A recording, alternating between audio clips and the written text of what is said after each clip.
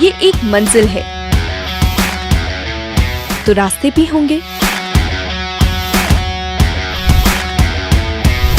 और एक मेंटर भी जो मुश्किलों को आसान बना दे।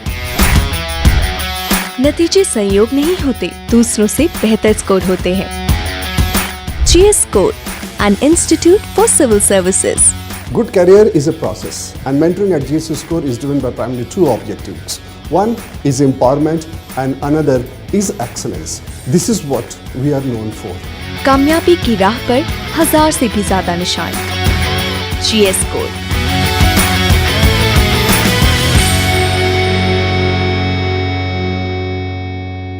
Hello everyone, this is Avinash Kumar, rank 17, UPSC Civil Services Examination 2022. यहाँ पर मैं अपनी स्ट्रैटेजी के बारे में विस्तार से बात करूँगा ताकि ये एस्पिरेंट कम्युनिटी को हेल्प करे। और सबसे पहले मैं अपने बैकग्राउंड से स्टार्ट करता हूँ। I come from Araria district of Bihar and my initial schooling happened from there itself. I studied in Shri Rani Saraswati Vidya Mandir up to class 10th and then I went to Chinmaya Vidyalaya Bokaro for my +2 studies, and after that I went to Jadavpur University Kolkata for my Bachelor of Engineering in Power Engineering. I graduated from there in 2019, and right after that I started working in Calcutta Electric Supply Corporation Limited. I worked there up to July 2020 and then resigned from my job and started preparing for the civil services examination. तो अगर हम बात करें कि मेरी motivation क्या थी इस जर्नी में आने की, तो पहला तो यही था कि इंजीनियरिंग की जॉब मुझे कुछ ज़्यादा पसंद नहीं आ रही थी और मेरा वहाँ मन नहीं लग रहा था फॉर वॉट एवर रीजन्स।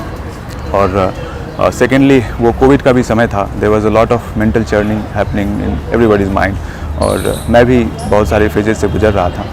तो ये सारी चीज़ें थी। और फिर आप जब बिहार में पैदा लेते हो और वहाँ की सोसाइटी में आपकी अपब्रिंगिंग होती है, तो सिविल सर्विसेज को लेकर एक नेचुरल इंक्लिनेशन होता है।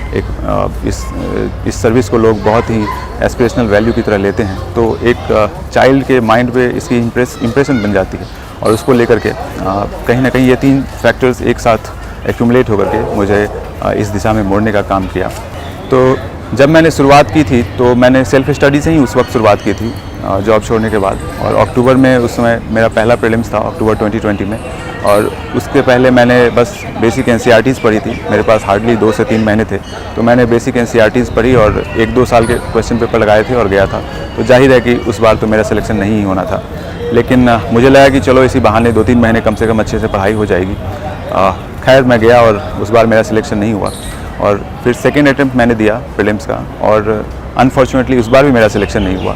फिर फाइनली थर्ड अटैम्प्ट में दिस 2022 अटैम्प्ट में मेरा प्रीलिम्स, मेंस एंड इंटरव्यू तीनों थ्रू हुआ और रैंक 17 आई। तो मैं यहाँ पर अपनी स्ट्रैटेजी के बारे में थोड़ा डिस्कस करूँगा और सोर्सेज के बारे में डिस्कस करूँगा, सो दैट जो स्टूडेंट्स इसे देख रहे होंगे उन्हें इससे बेनिफिट मिले। तो बात करते हैं पहले GS1 की। इसमें मेरे 113 मार्क्स आए हैं, 113, और सोसाइटी में मैंने विजन के क्लास नोट्स लगाए थे और उसको देख करके मैंने अपने नोट्स बना लिए थे और प्रीवियस ईयर के क्वेश्चंस लगाए थे, जिससे कि मेरी राइटिंग प्रैक्टिस हो गई थी। और मुझे लगता है कि विजन के क्लास नोट्स इसके लिए सफिशिएंट हैं। आप मार्केट से कहीं से भी आप ले सकते हैं, ये वाइडली अवेलेबल है। उसके बाद मॉडर्न हिस्ट्री के लिए मैंने स्पेक्ट्रम की बुक पढ़ी थी, और एंशिएंट हिस्ट्री के लिए RS शर्मा की जो ओल्ड NCERT होती है वो मैंने पढ़ी थी, और मिडाइवल हिस्ट्री के लिए सतीश चंद्रा की ओल्ड NCERT पढ़ी थी, और पोस्ट इंडिपेंडेंस हिस्ट्री के लिए अगेन विजन के नोट्स मैंने लगाए थे, और वर्ल्ड हिस्ट्री के लिए मैंने तमिलनाडु बोर्ड की क्लास 12th की जो बुक होती है उसको पढ़ करके मैंने नोट्स बना लिए थे। ये ज़रूरी है कि आप सभी सब्जेक्ट्स के अपने हैंड रिटन नोट्स बनाएं ताकि वो आपको एग्ज़ाम में डायरेक्टली बेनिफिट करे। अदरवाइज़ जो बुक की चीज़ होती है उसको मेंस के समय रिवाइज करने में बहुत ही दिक्कत आती है, क्योंकि आपके पास लिमिटेड टाइम्स होते हैं। और ज्योग्राफी के लिए मैंने मृणाल सर के चैनल पर जो राज तनिल मैडम का वीडियो है वो पूरी सीरीज़ देखी थी मैंने, और वहाँ से मैंने अपने नोट्स बना लिए थे। अब आते हैं GS2 की तरफ। GS2 में पॉलिटी के लिए मैंने लक्ष्मीकांत की बुक पढ़ी थी, और कॉन्स्टिट्यूशन के लिए आप कॉन्स्टिट्यूशन की जो PDF आती है वो आप गूगल से डाउनलोड कर सकते हैं, या फिर कॉन्स्टिट्यूशन ऑफ इंडिया की एक मोबाइल ऐप भी आती है वो भी आप डाउनलोड कर सकते हैं। और उसके आर्टिकल्स, जो इम्पोर्टेंट आर्टिकल्स हैं, आप उसको पढ़ें ताकि आपको एक लीगल लैंग्वेज की समझ बढ़े कि कैसे लीगल लैंग्वेज में एक एक फ्रेज का इम्पोर्टेंस होता है, एंड उसके वजह से कैसे सारी चीज़ें, उसका सारा इंटरप्रिटेशन चेंज हो जाता है। तो आप वो करें।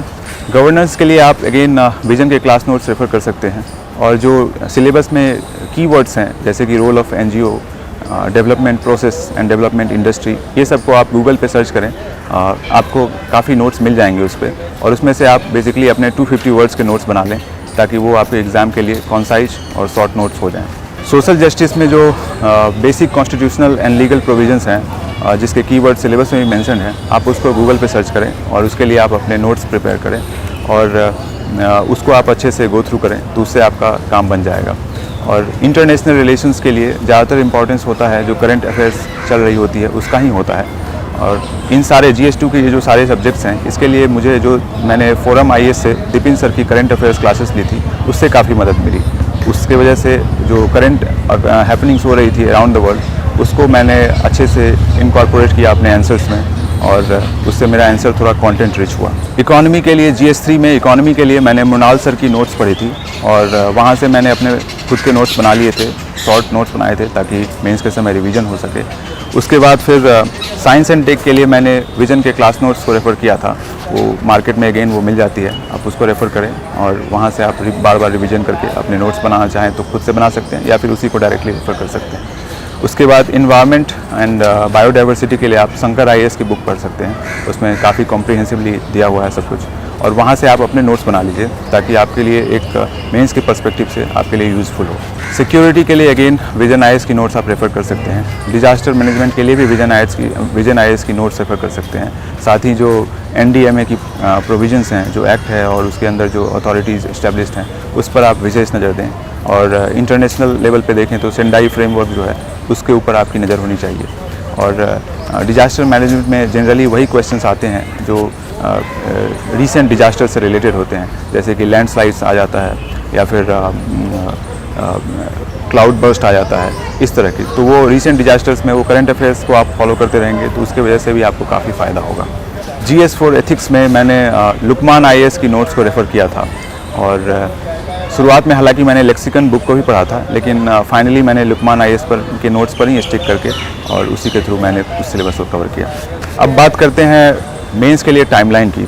मुझे लगता है कि आप सिलेबस को जितनी जल्दी कंप्लीट कर लें उतना ही आपके लिए अच्छा होगा, ताकि आपका सब्जेक्ट पे होल्ड बढ़ जाए, और आइडियली आप 3-4 महीने प्रीलिम्स से पहले अगर कंप्लीट कर सकते हैं तो वो ज़्यादा बेहतर होता है, ताकि आप कुछ आंसर राइटिंग की भी प्रैक्टिस कर पाएँ, 1-2 टेस्ट एटलीस्ट आप लिख दें, और ताकि आपकी जो प्रीलिम्स और मेंस के बीच में जो 3 महीने की गैप है उसमें आप ज़्यादा समय ना भी दें आंसर राइटिंग को, फिर भी आपका काम बन जाए।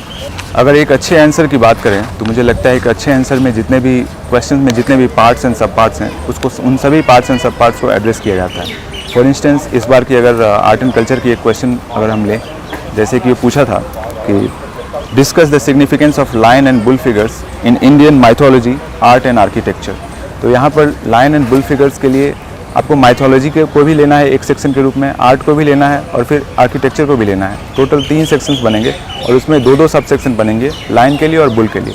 यहाँ पर साथ ही आपको डायग्राम ड्रॉ करने का भी स्कोप है कि आप सारनाथ की लायन कैपिटल को ड्रॉ कर सकते हैं, या फिर रामपुरवा बुल को ड्रॉ कर सकते हैं, या फिर माइथोलॉजी में जब जाएँ तो नंदी जो लॉर्ड शिवा का वाहन है उसको भी ड्रॉ कर सकते हैं। तो इस क्वेश्चन में अगर आप चाहें तो काफ़ी अच्छे मार्क्स उठा सकते हैं, बस आपकी स्ट्रक्चरिंग प्रॉपर होनी चाहिए। अब बात करते हैं कि आंसर राइटिंग की शुरुआत कब करनी चाहिए। मुझे लगता है कि जब तक आप सिलेबस कंप्लीट ना करें तब तक आप आंसर राइटिंग मत लिखें, क्योंकि आपको वो एबिलिटी नहीं आएगी कि आप मल्टीपल डायमेंशंस को कनेक्ट कर पाओ और एक कॉम्प्रिहेंसिव आंसर लिख पाओ। तो इसलिए सबसे पहले आप अपने सिलेबस को अच्छे से कंप्लीट करो, और आइडियली जैसा कि मैंने बताया कि प्रीलिम्स से 3-4 महीने पहले अगर सिलेबस कंप्लीट हो जाए तो वो बेहतर है, और उसके बाद आप कुछ आंसर राइटिंग करके रख लो और बाकी आप प्रीलिम्स और मेंस के बीच के जो गैप है उसको अच्छे से यूटिलाइज करके आंसर राइटिंग पे काम कर सकते हो। एक क्वेश्चन अक्सर आता है कि एग्ज़ाम में कौन सा पेन यूज़ किया, तो कई बार लगता है कि ये रेलेवेंट क्वेश्चन नहीं है, लेकिन विश्वास कीजिए कि जब आप मेंस में लिख रहे हैं और 3000 वर्ड्स लगभग लिखने होते हैं तो उस समय में आपके लिए 1-1 मिनट कीमती होता है। तो ये काफ़ी इंपॉर्टेंट क्वेश्चन है, और मैंने pilot V7 with cartridge use किया था। इसकी फ़्लो काफ़ी अच्छी होती है और इससे आप अपना समय बचाते हुए लिख सकते हैं अच्छे आंसर्स, और ठीक ठाक इसकी इम्प्रेशन भी आ जाती है पेज पर, क्योंकि इसका थोड़ा निब मोटा है तो वो पेज जो है भरा भरा सा दिखता है, तो लगता है कि आपने मतलब आंसर कॉम्प्रिहेंसिवली कवर किए हैं, जस्ट फॉर द ऑप्टिक्स। एक क्वेश्चन आता है कि आंसर पैराग्राफ फॉर्म में लिखना चाहिए या पॉइंटर्स फॉर्म में। तो मुझे लगता है कि पॉइंटर्स फॉर्म जो है वो ज़्यादा बेहतर है, क्योंकि उसमें आपका आंसर कंटेंट रिच हो पाएगा। और पैराग्राफ फॉर्म में ज़्यादातर क्या होता है कि हम 2-3 पॉइंट्स को ही अननेसेसरीली ज़्यादा एलेबोरेट कर देते हैं, और कहने के लिए तो हमारा आंसर 2-3 पन्ने का हो जाता है, लेकिन उसमें कंटेंट अगर देखा जाए तो काफ़ी कम होता है। तो इसलिए आप पॉइंट फॉर्म में ही लिखने की आदत डालिए, ताकि आप एक कॉम्प्रिहेंसिव आंसर लिख पाएँ और कंटेंट रिच आंसर लिख पाएँ। सबसे बड़ी जो मिथ है आंसर राइटिंग को लेकर के, वो ये है कि आपके हर आंसर परफेक्ट होनी चाहिए, जबकि ऐसा नहीं है। आप अगर देखें तो 20 क्वेश्चंस में जीएस के 10 क्वेश्चंस ही आप अच्छे से लिख पाओगे, अच्छी क्वालिटी के लिख पाओगे। बाकी 6-7 क्वेश्चंस आपकी एवरेज क्वालिटी की होंगी और 3-4 क्वेश्चंस काफ़ी पुअर क्वालिटी की होंगी। लेकिन अगर आप पहले से ये माइंडसेट बनाकर जाते हो कि मुझे परफेक्ट आंसर लिखना है, तो आप कभी आंसर राइटिंग की शुरुआत ही नहीं कर पाओगे। साथ ही आप एग्ज़ाम में भी सारे क्वेश्चंस अटेम्प्ट नहीं कर पाओगे, क्योंकि आपको लगेगा कि मैं तो 14-15 क्वेश्चंस ही अच्छे से लिख पा रहा हूँ। तो एनीवे, मुझे लगता है कि आप एक कॉम्प्रिहेंसिव आंसर लिखने का प्रयास कीजिए, लेकिन साथ ही आपको अपने पेपर कंप्लीट करना भी ज़रूरी है। अगर पेपर आप कंप्लीट नहीं करेंगे तो एक एवरेज आंसर और गुड आंसर में बहुत कम मार्क्स का डिफरेंस होता है, तो उसके वजह से आपके जो ओवरऑल स्कोर आएंगे वो काफ़ी कम आ सकते हैं। अब बात करते हैं नोट मेकिंग की। तो काफ़ी लोग पूछते हैं कि डिजिटल नोट्स बनाना चाहिए या पेपर पेन बेस्ड नोट्स बनाना चाहिए। तो मेरा मानना है कि पेपर पेन बेस्ड नोट्स ही ज़्यादा अच्छा होता है, क्योंकि अंततः आपको एग्ज़ाम में भी तो पेपर पे ही लिखना है, और इसलिए आप शॉर्ट नोट्स बनाइए, कंसाइज नोट्स बनाइए, कीवर्ड बेस्ड नोट्स बनाइए, ताकि आप उसको ईजिली रिवाइज कर सकें। एक नोट्स ऑफ नोट्स फॉर्मेट जो काफ़ी प्रचलित होता है, वो मेंस के समय काफ़ी यूज़फुल होता है। जो वो 3-4 दिन जो एग्ज़ाम से पहले का टाइम होता है, उस समय में आप उसको बार बार रिवीजन कर सकते हैं, ताकि वो पॉइंट्स आपको याद रहे और आप उसको रेप्लिकेट कर पाएँ ओरिजिनल एग्ज़ाम में। Now let us talk about managing our time during the preparation. I think we should think in terms of output, कि अगर मुझे 8 घंटे की पढ़ाई करनी है तो वो 8 घंटे कभी भी हो जाएं। अगर आप फिक्स शेड्यूल ना भी रख पाते हो, अगर किसी दिन आप लेट से भी उठते हो या फिर रात को ही पढ़ाई करते हो, उससे फ़र्क नहीं पड़ता, लेकिन आप 8 घंटे मिनिमम स्टडी आप रखो नॉर्मली ऑन एन एवरेज, और एग्ज़ाम के समय में ये 10-12 घंटे हो सकते हैं।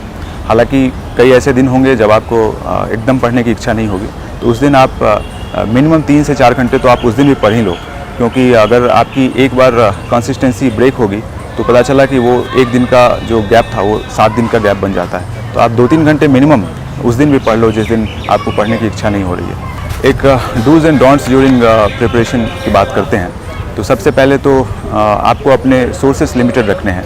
आप बहुत ज़्यादा सोर्सेज को रेफ़र मत करो। हाँ, ये हो सकता है कि इनिशियली आप कई सोर्सेज को रेफ़र कर सकते हो, लेकिन फाइनली आप किसी एक सोर्स पे स्टिक कर जाओ, और नहीं तो कम से कम वो जिन सोर्सेज को आपने रेफ़र किया उससे अपने एक नोट्स बना लो और उस पर फिर आप स्टिक कर जाओ। Don't get distracted here. यहाँ पे आप डिस्ट्रैक्टेड मत हो, क्योंकि if you are here to do something then focus your energy time on that only.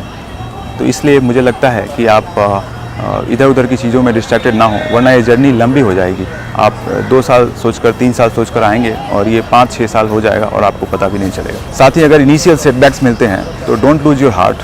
कभी कभी होता है कि चीज़ें ज़्यादा समय लेती हैं, तो जैसे मेरे केस में भी मैंने 2 बार प्रीलिम्स में सेटबैक्स फेस किया था, तो आपको उससे निराश होने की ज़रूरत नहीं है। You have to pick yourself up and then again prepare for the exam with the same spirit, otherwise you will lose the interest half way, और फिर आपकी तैयारी अच्छे से हो नहीं पाएगी, और फिर आप कहने को तैयारी में इंगेज भी होंगे और आपका समय भी बीत रहा होगा, लेकिन फाइनली आउटपुट कुछ नहीं निकलेगा। अब बात करते हैं इंटरव्यू की। मेरा इंटरव्यू 5वें दिन ही था, तो मुझे ज़्यादा समय मिला नहीं प्रिपरेशन के लिए। खैर, मैंने 2-3 मॉक्स दिए थे, और मुझे लगता है कि इंटरव्यू में it is always better to be more authentic, it is always better to be yourself. आप किसी और को इमिटेट करने की कोशिश मत करो, आपकी जो पर्सनैलिटी है उसी को एक्सप्रेस करो। और हाँ, उसमें आपकी पर्सनैलिटी में कुछ चीज़ों को एसेंचुएट किए जा सकती हैं, कुछ चीज़ों को थोड़ी घटाई जा सकती हैं depending on the demand of this exam. तो वो आप मॉक टेस्ट से आपके फीडबैक जो आएंगे उसको लेकर के आप थोड़ी बहुत उसमें फेरबदल कर सकते हो, लेकिन at the end of the day you have to be genuine, you have to be authentic. एक क्वेश्चन आता है कि डेली आप एनर्जेटिक फील करने के लिए, फ्रेश फील करने के लिए क्या करते थे? तो आप ज़्यादा इसके विषय में मत सोचो। आप नेचुरली एक नॉर्मली एक वॉक कर सकते हो शाम के समय में किसी पार्क में, या फिर कोई ओपन एरिया आपके आसपास हो तो 30 मिनट 1 घंटे का एक वॉक कर लो, वही सफिशिएंट रहेगा।